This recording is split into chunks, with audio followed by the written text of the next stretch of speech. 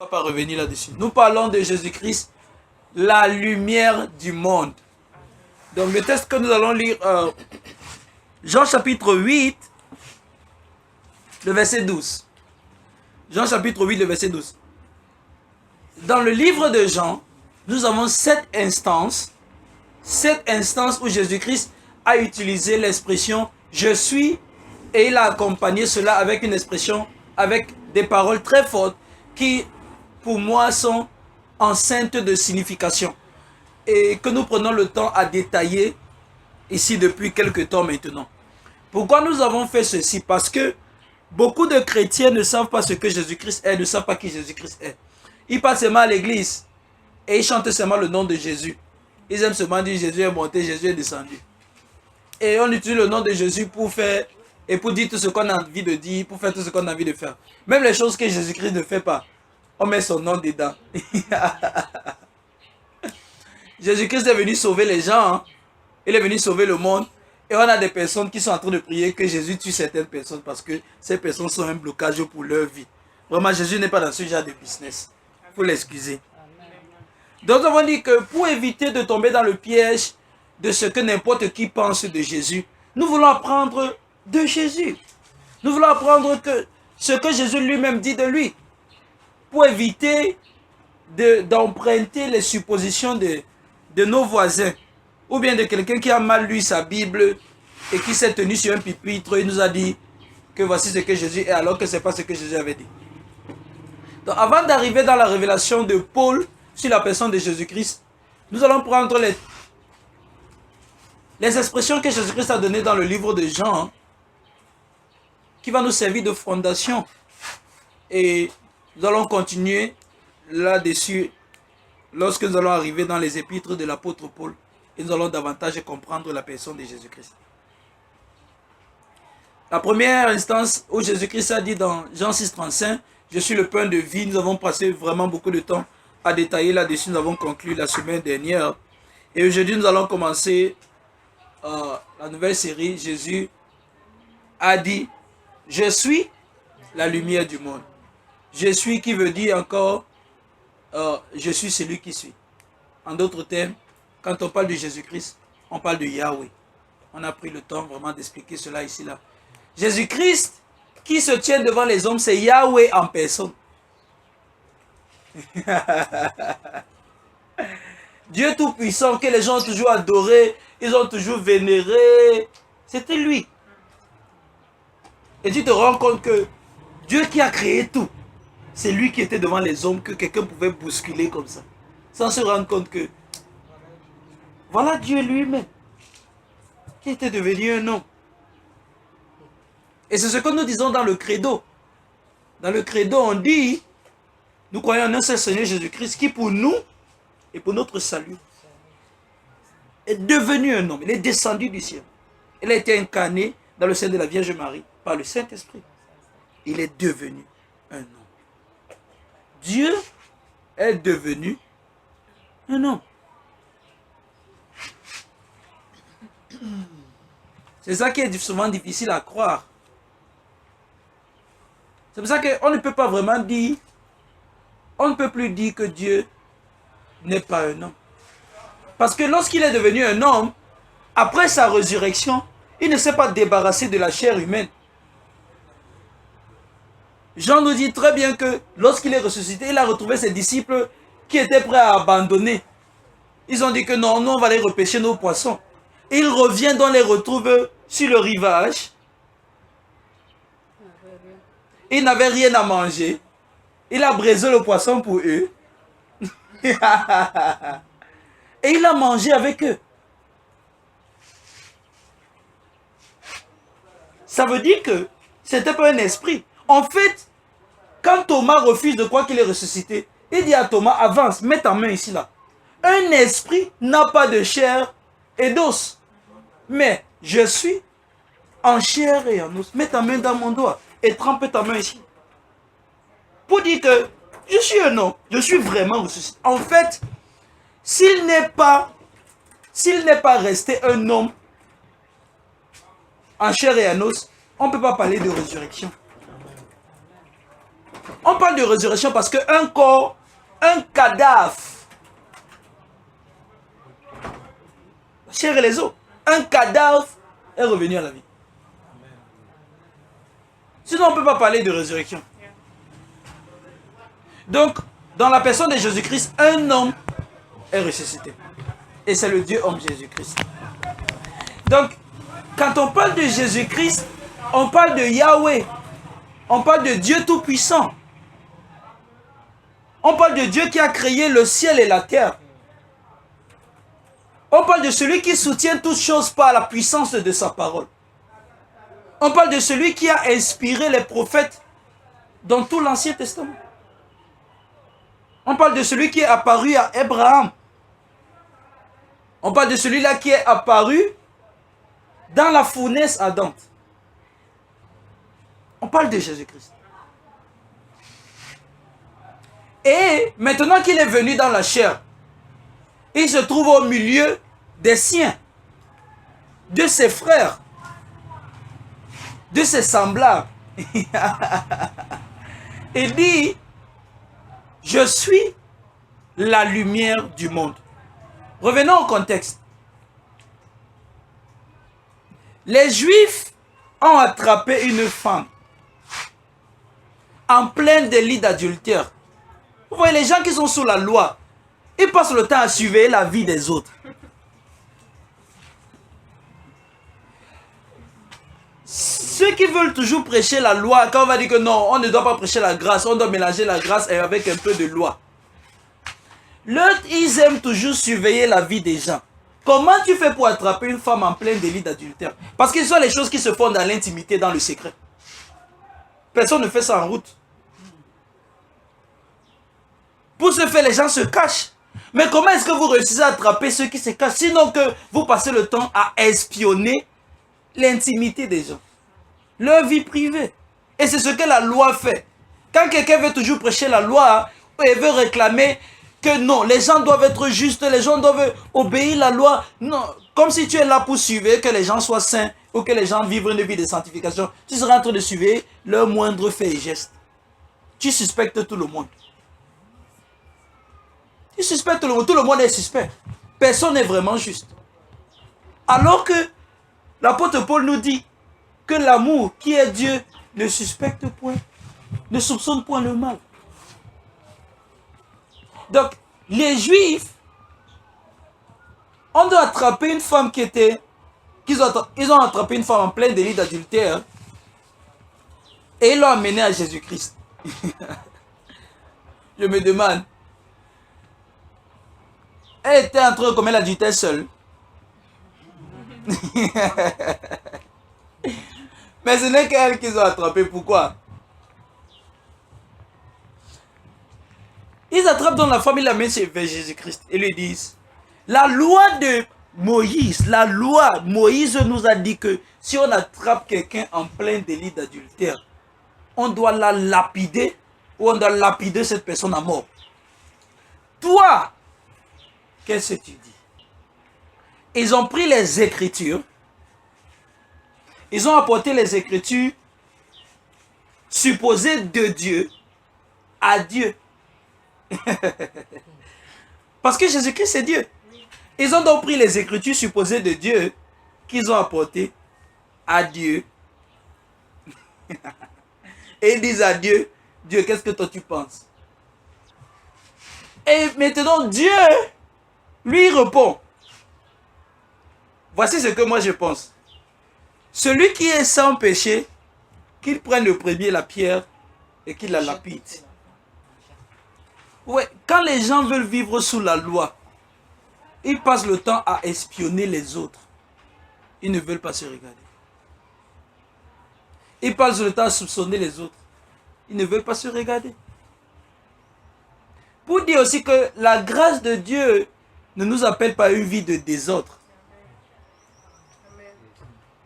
Parce que quand la loi veut que tu te considères le seul juste et que tu commences à soupçonner tout le monde comme un pécheur, un mauvais, un méchant, la grâce de Dieu nous appelle, nous interpelle plutôt à être le bon exemple. Quand Jésus-Christ a dit ça, chacun se rend compte que non. Personne de nous n'est juste ici, là. Donc chacun commence à se retirer. Et Jésus-Christ se tourne vers la femme et lui dit, où sont ceux qui t'accusent? Parce que moi-même, Dieu, je ne te condamne pas. Est-ce que vous vous rendez compte? Celui-là qui a le droit de nous condamner sur nos actions, lui-même nous dit, lui seul qui a ce droit-là ne nous condamne pas. Pourquoi est-ce que les gens vivent dans la condamnation? Pourquoi est-ce que les gens ont l'impression que Dieu, c'est un maître qui est en train de regarder chaque chose qu'ils sont en train de faire? Et qu'à la moindre chose qu'ils ont fait, Dieu va les frapper. Ouais, les gens ont une mauvaise perception de Dieu. Et ça fait qu'ils ne sont pas libres dans leur cœur. En fait, ils ont peur de Dieu maintenant. Parce qu'ils ont une image de Dieu qui est celle d'un dictateur. Celui-là qui est prêt à frapper tout le monde. Et ça fait que maintenant, certains pasteurs, quand ils se tiennent sur le pupitre, ils se disent que leur travail, c'est condamner les gens. Et de mettre la peur dans le cœur des gens. Et bientôt, ils vont dire que non, il faut prêcher la crainte de Dieu. Il faut prêcher la crainte de Dieu. Et pour eux, la crainte de Dieu, ça veut dire que les gens doivent avoir peur de Dieu. Or que l'apôtre Jean, le théologien, nous dit que l'amour parfait bannit la crainte. Un vrai père ne cherche pas à ce que ses enfants aient peur de lui, mais plutôt que ses enfants l'aiment. Parce que dans leur amour propre pour leur père, ils vont le respecter naturellement. Naturellement. C'est pour ça que la main que Dieu nous tend, c'est une main d'amour. Et il n'a pas une autre. En fait, Jean 1, 16. Jean 1, 16, on peut lire. Et nous avons tous reçu de sa plénitude et grâce pour grâce. Très bien. De son abondance, nous avons tous reçu une part. De sa richesse. De tout ce qui est en lui. Une grâce sur une autre. Une faveur sur une autre. Une bénédiction sur une autre. De sa plénitude. Regardez ce que Jean nous apprend sur Jésus-Christ. Et Jésus-Christ est Dieu. Il dit que de sa plénitude, c'est-à-dire de tout ce qu'il est. De sa plénitude, de tout ce qui le constitue. De tout ce qui est en lui. De tout ce que Dieu est. De tout ce qu'il y a en Dieu. Et de tout ce que Dieu fait. Tout ce que nous avons pu recevoir, c'est la grâce.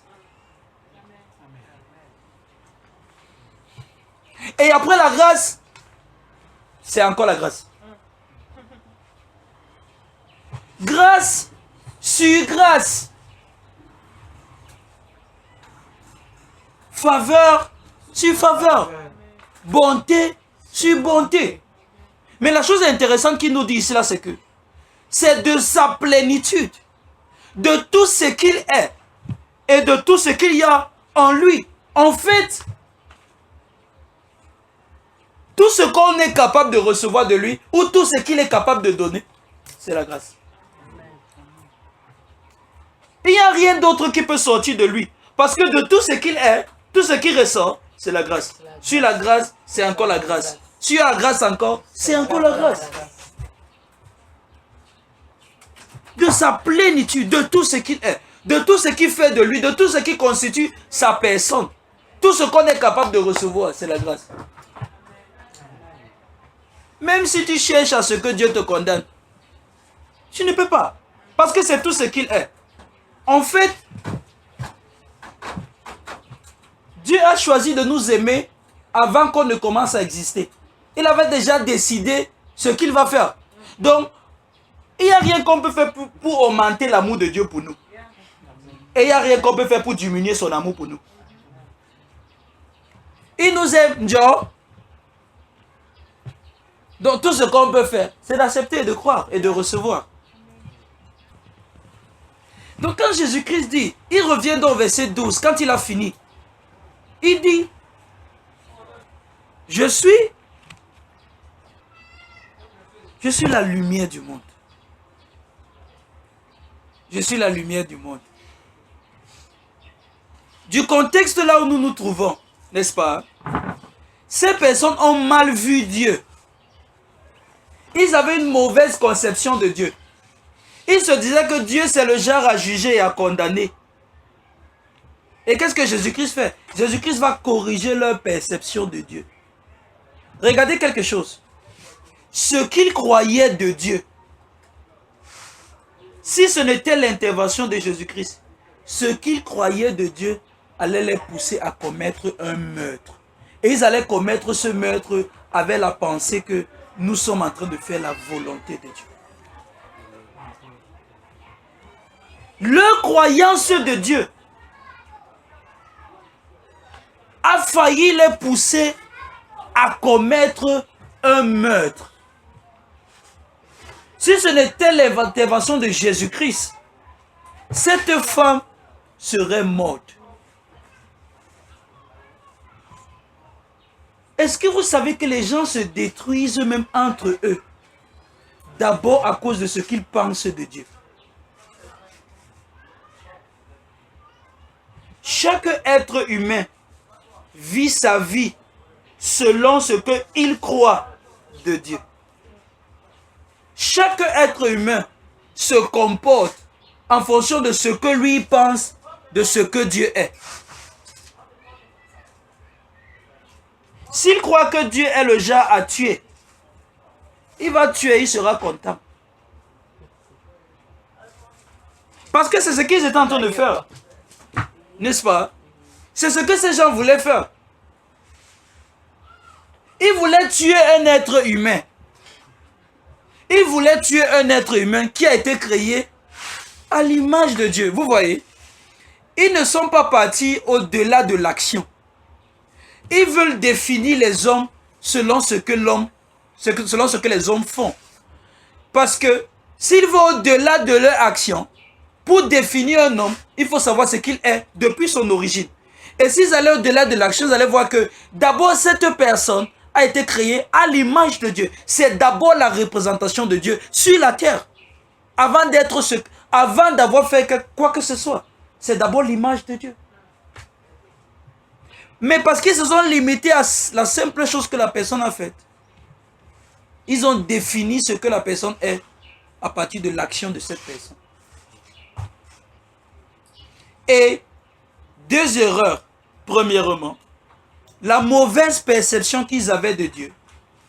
Et à cause de la mauvaise perception qu'ils avaient de Dieu, la mauvaise perception qu'ils avaient des hommes.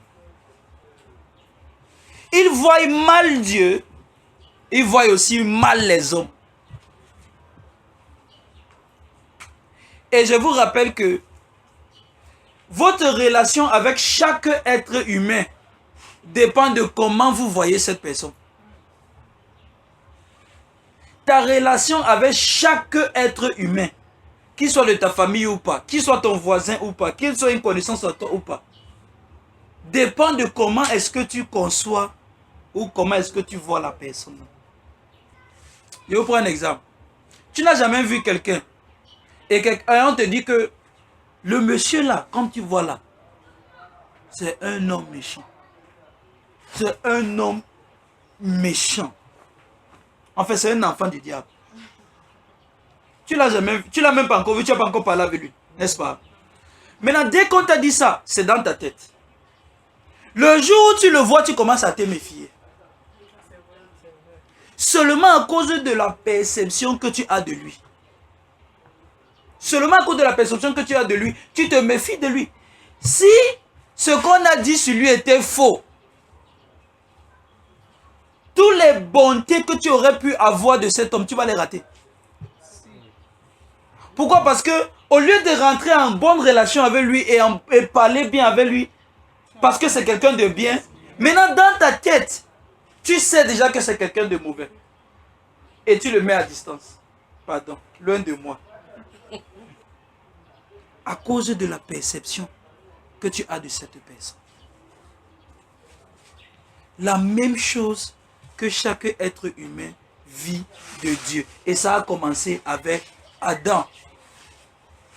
Dieu qui a créé Adam par amour et qui a créé Adam à son image, Adam ne savait pas que Dieu était aussi bon au point de le faire à son image. Il s'est dit, peut-être Dieu n'est pas trop bon. Peut-être Dieu est le genre qu'il veut garder tout pour lui et rien pour les autres. Comme cette personne a dit, Dieu ne partage sa gloire avec personne. Il est Dieu seul. Il ne partage sa gloire avec personne. Ils n'ont pas lu Jean chapitre 17, là où Jésus-Christ dit, la gloire que tu m'as donnée, je leur ai donnée.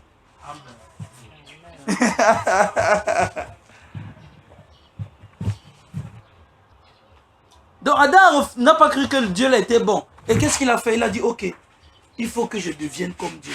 Parce que le Dieu là, je ne lui fais pas confiance. Hein. Peut-être il m'a fait comme ça. Les choses qu'il devait avoir, il ne m'a pas donné. Adam dit donc, ok, je vais chercher à devenir comme Dieu. Et en cherchant à vouloir devenir comme Dieu, il s'est trouvé dans le péché. Sa nature était corrompue. Maintenant, Dieu qui est amour, Dieu qui est bon, Dieu qui est grâce, et que de lui on ne peut recevoir que la grâce, que la bonté, que la bénédiction. Le voici qui arrive. Le bon Dieu vient chercher son fils, Adam. Son fils se cache. Pourquoi il se cache? Parce qu'il se dit que Dieu qui est en train de venir là n'est pas un bon Dieu. Beaucoup de gens fuient, nous fuient, parce qu'on leur a donné une mauvaise image de Dieu. Beaucoup de gens ne veulent plus venir dans nos églises, parce qu'on leur a dit que Dieu va les envoyer en enfer. On leur a dit que Dieu va les brûler au feu. Ils ont dit que ok, si c'est ça, mieux me brûle, je vais seulement faire ma vie comme je veux. Il y a quel genre de Dieu méchant comme ça? Personne ne veut d'un Dieu méchant. Personne ne veut d'un Dieu qui est aussi sans cœur. Personne ne veut d'un Dieu qui est prêt à voir les gens qu'il a créés brûler au feu et aller regarder sourire et dire que je vous avais dit non, je vais vous montrer. Voilà ça. Parce que ça ne révèle pas le vrai caractère de Dieu. Ça dit à quel point Dieu peut être aussi méchant. C'est comme quelqu'un m'a dit, c'est vrai Dieu est amour, mais il est aussi un feu consumant, un feu dévorant plutôt. Que comme il est bon là, après, pourquoi? Parce que regardez ce que ça fait. Ils sont en train de dire que Dieu a double personnalité. Sans le savoir. Ils disent que Dieu a double personnalité. Le matin, il est bon, le soir... Alors que Jean nous dit que Dieu est essentiellement amour. Ils ne sont pas en train de voir que voilà le Dieu là, qui est capable de tout, mais qui a choisi de devenir un homme. Si tout ce que Dieu voulait, c'était que les hommes aient peur de lui et que les hommes le craignent, il n'allait pas venir se mettre au milieu des hommes et faire comme si il rien n'était jusqu'à ce que les hommes le tuent et les regardent. Il allait venir assujettir toute la terre. Il allait coloniser tous les hommes. Vous vous mettez à genoux obligés. Mais regardez le caractère que Dieu prend. Un caractère humble. Il vient sur la terre. Il devient un homme. Jusqu'à ce que les hommes peuvent lui parler, même le gronder. Jusqu'à ce qu'on lui a craché dessus, il n'a pas répondu. Il s'est laissé emporter par ces hommes-là. Il a laissé que ces hommes-là le prennent. Il a laissé que les hommes le condamnent. Lui qui avait la capacité de condamner les hommes et qui a refusé de les condamner. Mais il a laissé que les hommes le condamnent. Lui qui avait le pouvoir d'évoquer les anges, on allait ramasser tous les soldats romains, on allait mettre tous à terre. Il avait... Tout le monde allait tomber. Mais il s'est laissé. Jusqu'à on le cloue sur la croix. Et qu'il choisit de mourir. Voilà le Dieu amour qui s'est révélé à nous en la personne de Jésus-Christ. Il n'est rien d'autre que ça. Et Jean nous dit de sa plénitude, tout ce qu'on peut recevoir, c'est la grâce. Et la grâce de Dieu, qui constitue tout ce que Dieu est, ne peut pas être temporaire. Ça veut dire qu'elle ne peut pas être limitée par le temps et par l'espace. En d'autres mots, ce n'est même pas la mort qui limite la grâce de Dieu. Donc, ils ont une mauvaise conception de Dieu Et ils ont une mauvaise conception des êtres humains. Alors Jésus-Christ dit, je suis la lumière du monde.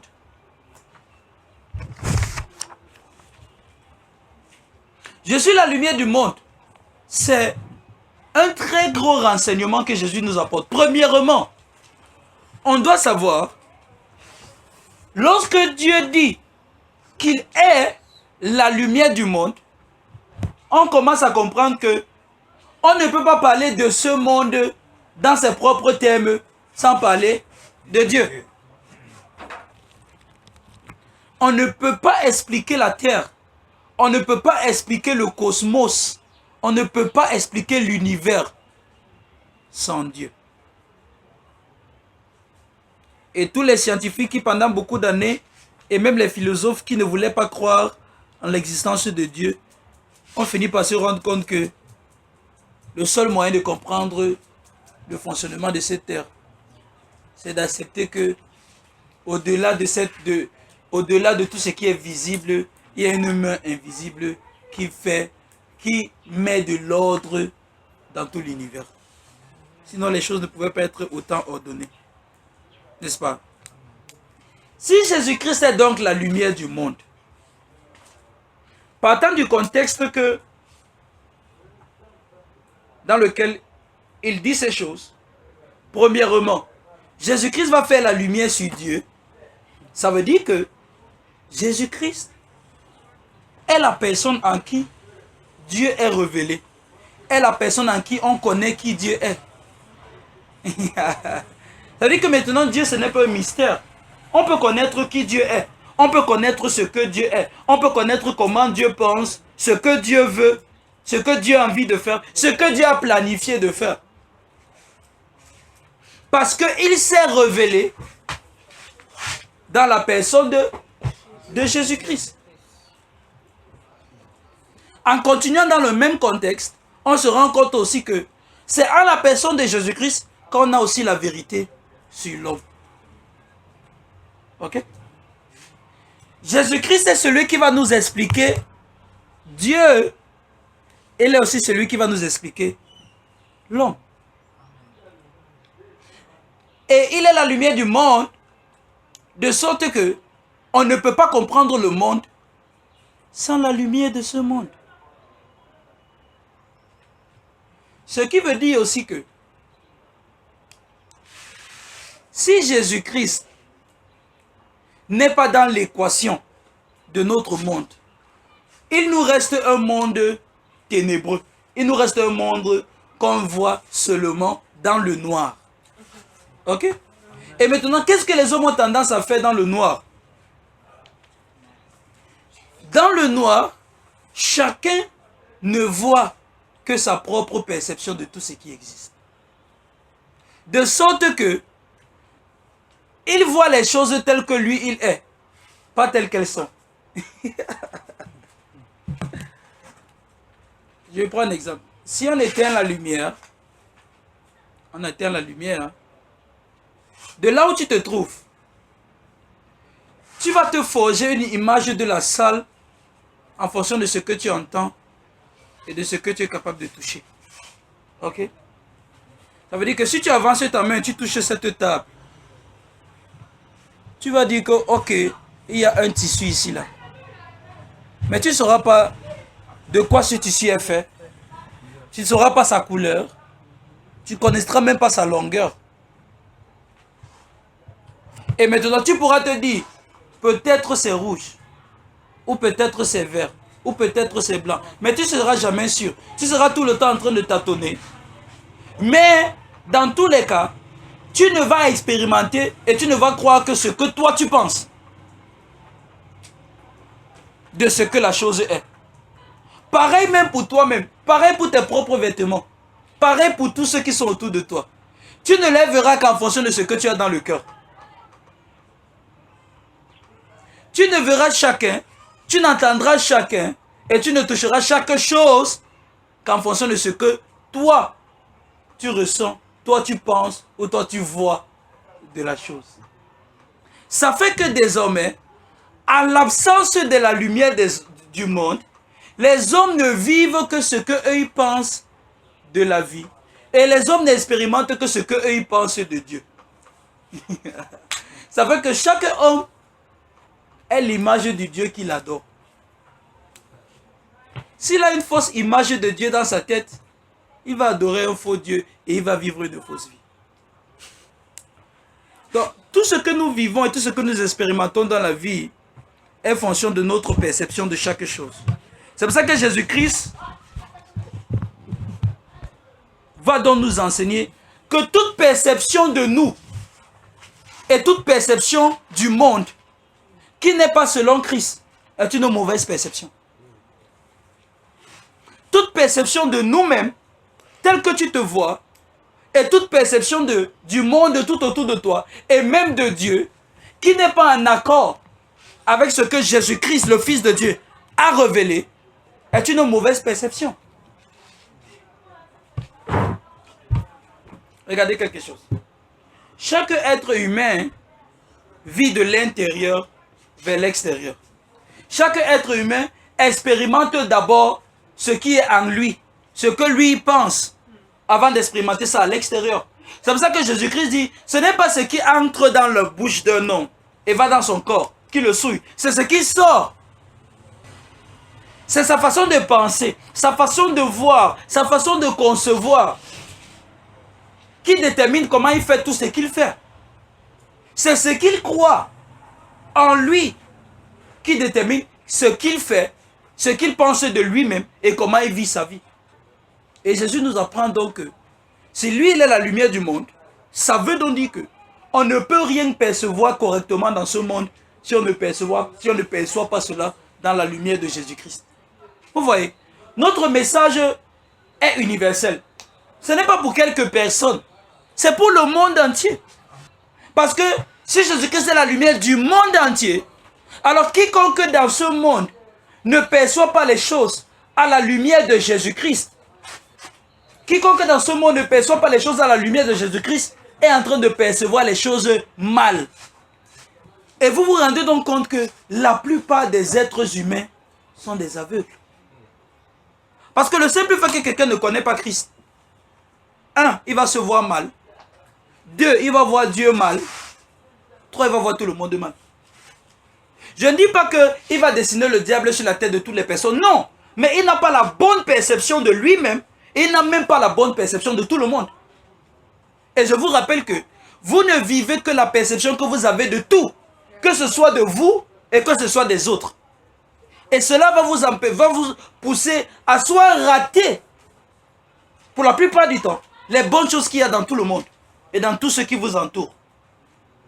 C'est pour ça que le message de Christ, c'est pour chaque être humain. C'est pour toute personne qui vit sur cette terre. Donc, tous les hommes qui sont sur la terre doivent vivre.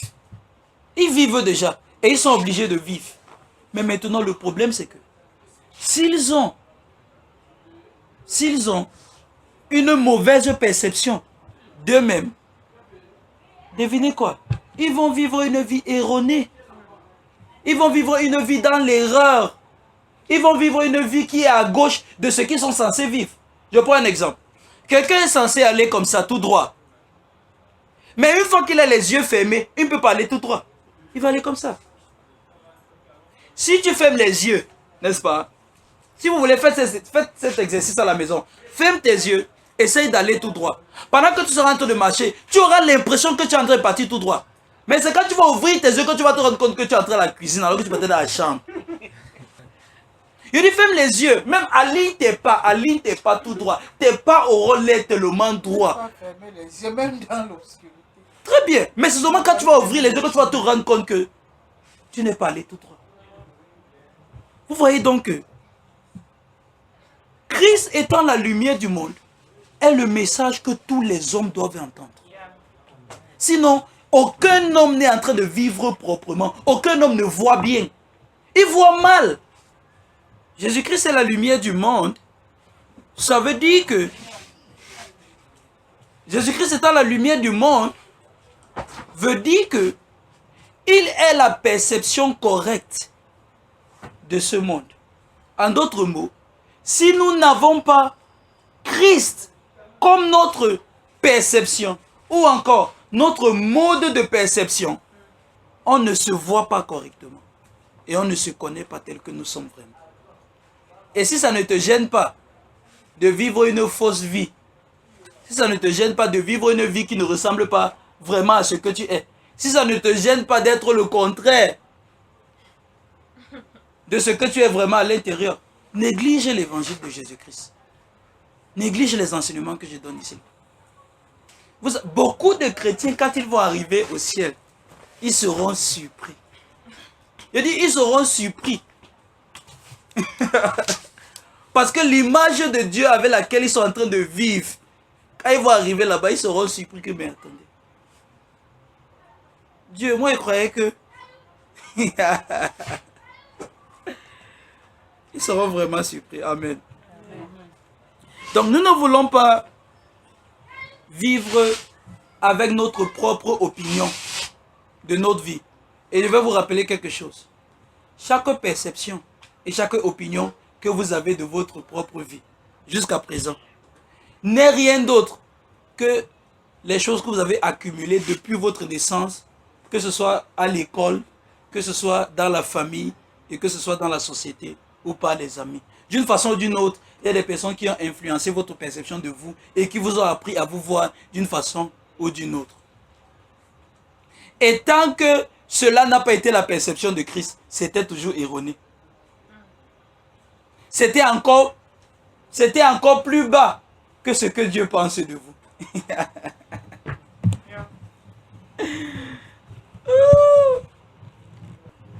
Donc notre perception détermine notre expérience. Et si nous limitons la perception de notre vie à ce que nous ressentons, à ce que nous sommes capables de toucher et de ressentir, à savoir en fonction de ce que nous sommes, nous limitons notre expérience de vie. De la vie en fait. Et c'est ce qui se passe dans notre monde. Les gens veulent se connaître sans la lumière. Comment tu veux faire pour te connaître toi-même sans celui qui t'a créé?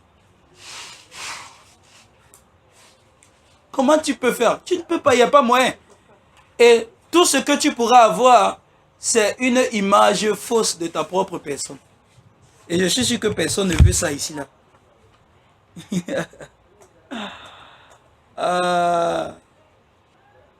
Si Christ est le créateur du monde et que c'est lui qui a tout fait, chaque chose dans ce monde, il est bien normal que si nous n'avons pas sa perception de chaque chose, on voit les choses mal. Je ne peux pas avoir créé le téléphone-ci. Et non seulement après avoir créé le téléphone, ce téléphone fonctionne par moi. C'est ce que nous avons vu dans la dernière série, Jésus le pain de vie. Jésus le pain de vie veut dire que l'homme est tel que son fonctionnement n'est pas inhérent à lui-même, mais il est lié de façon inextricable à son créateur, de qui il dérive son identité, de sorte que ce qu'il est dépend de ce que son créateur est. Alors, si c'est le cas, quelqu'un ne peut pas venir prendre le téléphone et donner sa propre définition à ce téléphone. La meilleure chose qu'il peut faire, c'est de recevoir ce que je dis de ce téléphone. Donc, si Christ est celui qui a créé le monde entier, et si Christ est celui qui a fait chacun d'entre nous, nous sommes mal placés d'inventer ce qu'on a envie de penser de nous-mêmes ou de dire ce que nous sommes. Parce qu'on n'est pas capable de nous définir nous-mêmes. Qu'est-ce que tu es? Qui tu es? Qu'est-ce que tu penses de toi? Qu'est-ce que tu penses de ta personne? Qu'est-ce que tu penses que toi tu es? Si ce n'est pas ce que Christ dit de toi, puisque tu viens de lui, et puisque c'est lui qui t'a fait, si ce n'est pas ce que lui pense de toi, ce que tu penses, c'est encore faux. Et qu'est-ce que ça fait? Ça fait que la plupart des gens sur la terre ont une fausse identité d'eux-mêmes. C'est comme si ils sont partis, quelqu'un a fait une fausse carte d'identité, ils leur ont donné, et maintenant, ils se disent que la photo qu'il y a sur la carte d'identité, c'est eux. Alors que ce n'est pas vrai. Et ils vivent avec ça partout. Alors quand on leur demande le pièce d'identité, ils montrent une fausse carte d'identité. Et même ils ne savent pas que c'est faux. Et il n'y a que celui qui voit bien, qui va lui dire que mon frère, Tu as une fausse identité. Et c'est le cas avec la majorité des êtres humains. Toute perception que nous avons de notre monde en dehors de Christ est une perception erronée. Et la même chose, toute perception que nous avons de nous-mêmes, autre que la perception que Christ a de nous-mêmes, est une perception erronée. C'est une fausse perception. Jusqu'à ce que nous voyons Christ, on ne se voit pas bien. L'homme est cette créature-là qui dérive son identité d'un autre. L'homme est cette créature-là que pour se connaître, il regarde quelqu'un d'autre que lui-même. Et cet autre-là n'est personne d'autre que Dieu. Donc, pour qu'on connaisse qui nous sommes, on ne regarde pas comme ça. On regarde quelqu'un d'autre, à savoir Jésus-Christ. Ce qui veut dire que, si je veux savoir ce que je suis, je ne me regarde pas, moi. Je regarde Christ. Et si je veux me tromper sur ma personne, je me regarde moi-même, j'aurai la fausse version. Et c'est dans la fausse version que quand tu vas te lever le matin, tu vas te demander oh, comment est-ce que je me sens today? Comment est-ce que je me sens aujourd'hui? J'ai pas la joie aujourd'hui, je ne suis pas tranquille dans mon cœur. Oh, j'ai trop les problèmes, ma vie s'est montée ou s'est descendue. Mais c'est quand tu regardes Christ que tu te rends compte que tu es une créature vraiment merveilleuse. C'est quand tu regardes Christ que tu te rends compte que tu es dans le royaume de Dieu. Amen. Et tu as la justice, la joie et la paix. Et que tu ne manques jamais de joie, tu ne manques jamais de paix, tu ne manques jamais de justice.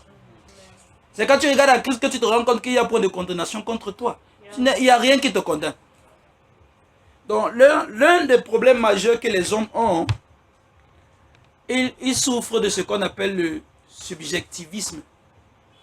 Ils vivent purement à partir de ce qu'eux ils sentent, de ce qu'ils ressentent, de ce qu'eux ils pensent. Alors que l'homme est cette créature qui a été créée par Dieu, à l'image de Dieu, de sorte que pour que l'homme se voie lui-même, il regarde Dieu. Pour que l'homme comprenne qui il est, il regarde Dieu. Pour que l'homme ait la bonne perception de sa vie, il regarde Dieu. Comment est-ce que tu te regardes? Comment est-ce que tu vois? Comment est-ce que tu penses à toi-même? Si tu te regardes, si tu te vois en fonction des actions que tu as posées, tu es encore sous la loi. Un peu comme ce qui s'est passé, ce que nous avons expliqué tout à l'heure. Les Juifs ont voulu définir cette femme en fonction de ce qu'elle a fait. Tu n'es pas ce que tu fais et tu n'es pas ce que tu as fait. Tu es l'enfant de Dieu que Dieu a toujours voulu et que Dieu aime éternellement.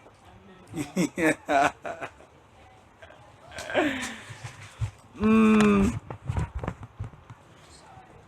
devons apprendre chaque jour à enlever nos regards sur nous-mêmes comme si nous étions seuls, mais à poser nos regards sur Jésus-Christ qui définit notre véritable identité. Rappelez-vous ce que j'ai dit tout à l'heure.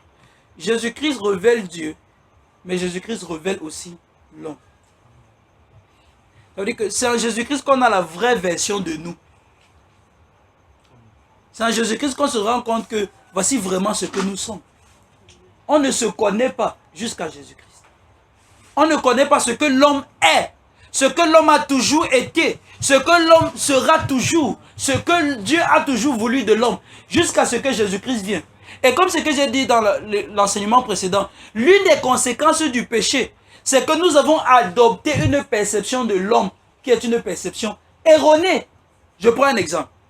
Quand Adam a chuté, il a arrêté de bien penser. Sa mentalité a été corrompue. Il a commencé à mal voir. De sorte que lui-même, il se voyait mal. Maintenant, voilà l'homme qui a chuté. Et la seule personne qui va venir relever l'identité de l'homme, la seule personne qui va venir ressortir l'homme des ténèbres, c'est Jésus-Christ. Ça veut dire que de Adam à Jésus-Christ, personne ne sait ce qu'un homme est censé être. Personne ne connaît ce que l'homme est vraiment. Au point où même les anges sont surpris un jour et disent, mais qu'est-ce que l'homme? Pourquoi tu te souviens de lui? C'est quoi cette affaire-là? C'est quoi l'être humain? Nous, on n'a pas compris. Si tel est le cas, toutes les institutions académiques qui ont été érigées pour enseigner les êtres humains ne peuvent enseigner aux hommes que leur analyse de la nature. Mais ne peuvent pas enseigner à l'homme l'homme, parce qu'eux-mêmes ne savent pas ce qu'ils sont. En fait, ils sont en train d'opérer à partir d'une position déchue. Ils sont en train d'opérer à partir d'une mentalité, d'une intelligence déchue. Ils opèrent à partir d'une mentalité qui est basse comparément à ce que Dieu avait fait de l'homme au départ. Puisque l'homme a chuté, il est descendu, il a perdu la position d'honneur, il a perdu la mentalité, la vision, la bonne vision qu'il avait de Dieu. Ça veut dire que même toutes les études académiques qu'un homme est capable de faire, ça ne suffit pas pour lui dire qu'est-ce que l'homme est. Parce que même ces institutions sont bâties à partir d'un paradigme de l'homme déchu. C'est pour ça que la sagesse humaine ne suffit pas pour éduquer ce que ça veut dire être un être humain. Non, pensez un peu ça. Qu'est-ce que l'homme au point où Dieu devient un homme et dans son humanité, il ne cesse pas d'être Dieu. Comment est-ce que Dieu peut devenir un homme, un être humain, mais il reste toujours Dieu? Et pourquoi est-ce que Dieu Tout-Puissant, on parle de Yahweh, et quand on parle du monde qu'il a créé, on ne parle pas seulement du globe terrestre aussi. Ceux qui font les sciences à l'école savent que l'univers, mon frère, l'univers c'est comme si ça n'a pas de limite. Parce que c'est beaucoup. En fait, on dit qu'une étoile est plus grosse que la Terre. Donc vous voyez le nombre d'étoiles que vous voyez aussi là. Vous imaginez la taille de l'univers. On parle de Yahweh qui a créé tout ça. Et qui est devenu un homme, un être humain. Et a marché sur la terre ici. Il y a quoi dans l'humanité? C'est quoi l'homme? Ça veut dire quoi être un homme? Ça veut dire quoi être un être humain? On n'apprend pas ça à l'école. Parce que les hommes ne savent pas ce que c'est. En fait, ceux qui sont en train de faire jusqu'aujourd'hui sont encore en train d'étudier le corps humain. C'est seulement le corps. Et nous sommes, les hommes sont plus que le corps humain. Tu n'es pas seulement la chair. Tu n'es pas seulement ça. Vous voyez, l'évangile de Jésus-Christ, ce n'est pas pour dire aux gens, vous allez partir au ciel et ceux-ci vont partir en enfer. Non. Jésus-Christ est venu nous apprendre à être des hommes. Il est venu éduquer les êtres humains et leur montrer qu'est-ce que ça veut dire être un être humain. Il est venu éduquer notre humanité. Il est la lumière du monde. Et comme on va voir plus tard, parce que je suis en train de conclure, parce que le temps nous a fait défaut. Quand Jésus-Christ est la lumière du monde, il n'est pas la lumière comme la torche, qu'il est venu torcher le chemin pour dire que passe ici là. Non. Il est la lumière en ce qu'il il nous exemplifie. Ça veut dire que au travers de sa vie, il démontre ce que nous sommes. C'est pour ça que je dis que Jésus-Christ n'est pas celui qu'on essaie d'imiter. Comme les gens aiment chanter. To be like Jesus. To be like Jesus. All I want. C'est un beau chant. C'est un chant. Les intentions sont nobles. Être comme Jésus. Tout ce que je veux, c'est être comme... C'est un beau chant. Tu es en train de dire que tu as envie de l'imiter. Mais tu ne sais pas qu'il te représente. On n'essaye pas d'être comme lui. Il nous a fait comme lui. C'est pour ça que si on ne connaît pas comment il est, on ne sait pas comment nous sommes. Si on ne sait pas qui il est, on ne sait pas qui nous sommes. Donc le problème qu'on a sur la terre, c'est pas qu'il y a trop les pécheurs.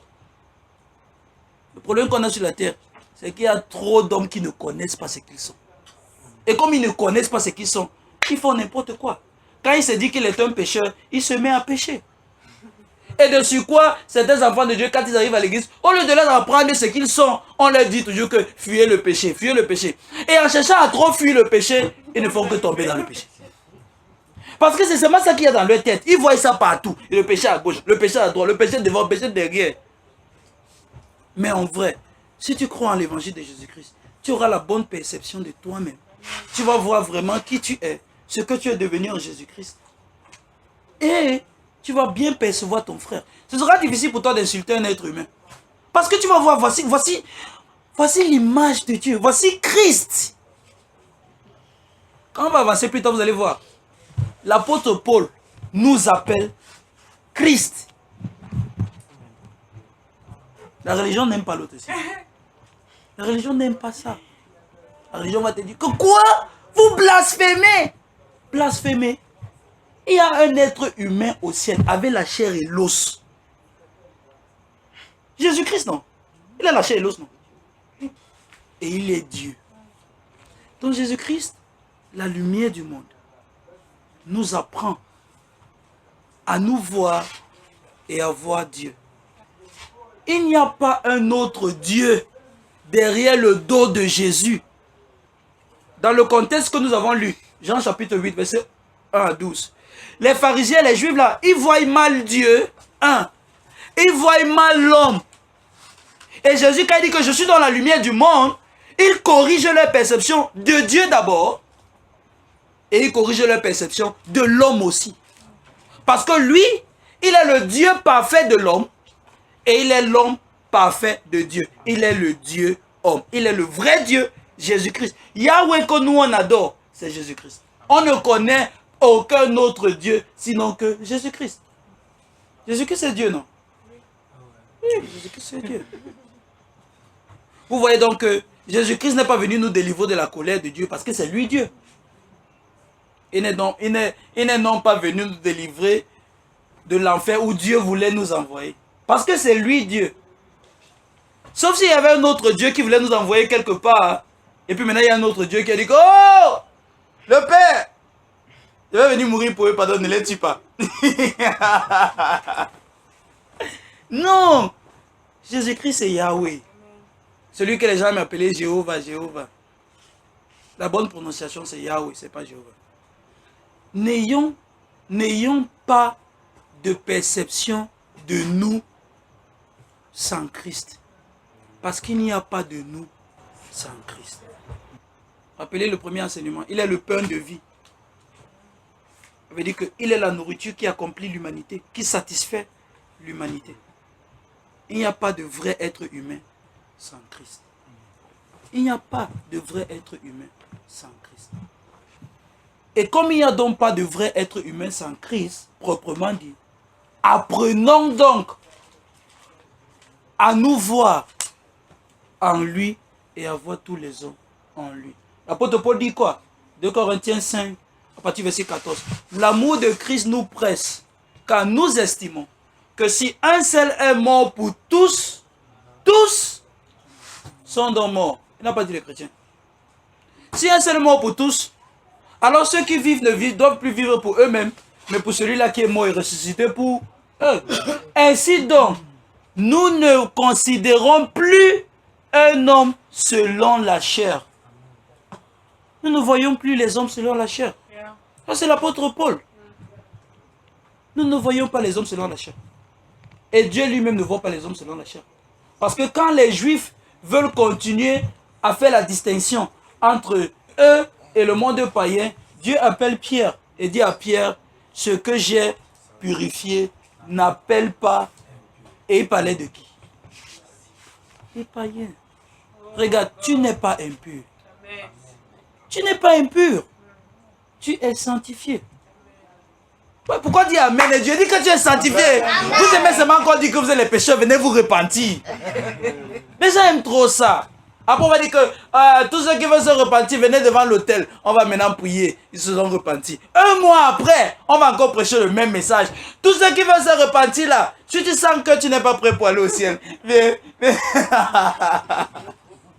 Hey, on fait ça chaque mois. Chaque mois, les gens là seront prêts quand? Chaque mois. Tous ceux qui ne sont pas, tous ceux, oh, venez devant l'autel. On va prier, on va prier. Amen. Quand ils rentrent là, quand ils viennent devant là, on dit que repentez-vous, pleure devant le Seigneur, pleure devant le Seigneur. Maintenant, quand tu ne pleures pas beaucoup et qu'il y a quelqu'un à côté de toi qui pleure trop, tu as l'impression que c'est comme si ton cœur n'est pas touché. Celui-ci là, son cœur est trop touché. Mais Seigneur, moi, je vais pleurer. Quand ça va pas, tu fabriques toi-même les pleurs pour que le pasteur lui-même sente que toi aussi tu es. Oh Seigneur, Seigneur, oh Seigneur. Le mois prochain, on va encore prêcher ça. Tu vas encore vite te mettre là-bas devant. Tout ça, c'est pas l'évangile. C'est une mauvaise perception de toi-même. Si tu crois la parole de Dieu, Dieu dit qu'il t'a sanctifié. Quand toi tu sais que tu es sanctifié, tu n'as pas envie d'insulter quelqu'un avec ta bouche. Tu n'as pas envie de toucher le péché. Parce que tu sais que tu as été sanctifié. Mais quand tu veux travailler pour ta propre sanctification, là, c'est là que c'est dur. Mais quand tu te rends compte que hey, Christ m'a sanctifié, seulement croire à ça, ça te sanctifie encore. Amen. Quand toi-même tu vois le péché là, toi-même tu évites. Parce que tu dis que non, c'est pas ce que je suis. C'est pas ce que je suis. Mets le boubou blanc à un enfant de 5 ans. Il dit 5 ans seulement. Fais-le passer ici là où il y a la boue. Lui-même, tu vas voir comment il fait comme ça. Pourquoi? Parce qu'il sait qu'il a le boubou blanc. Cette conscience de sa propreté le garde.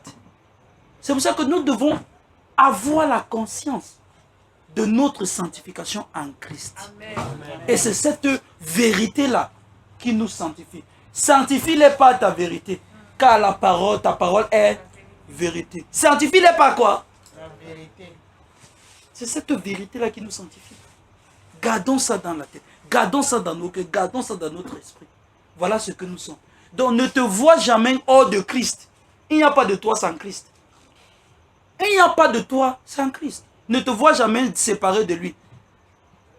Il n'y a jamais eu possibilité de vous séparer. Même la mort n'a pas séparé l'homme de Dieu. L'apôtre Paul dit quoi? Rien de nous séparera de l'amour de Dieu. Et quand les gens voient ça, ils se disent que ça veut dire que non, vraiment je ne peux pas abandonner le Seigneur. Ce n'est pas ce qu'il est en train de dire. Il est en train de dire qu'il n'y a rien dans ce monde qui est capable de te séparer de Christ, de sorte que tu es maintenant tellement uni à lui que ce n'est que dans ta tête que vous êtes séparés.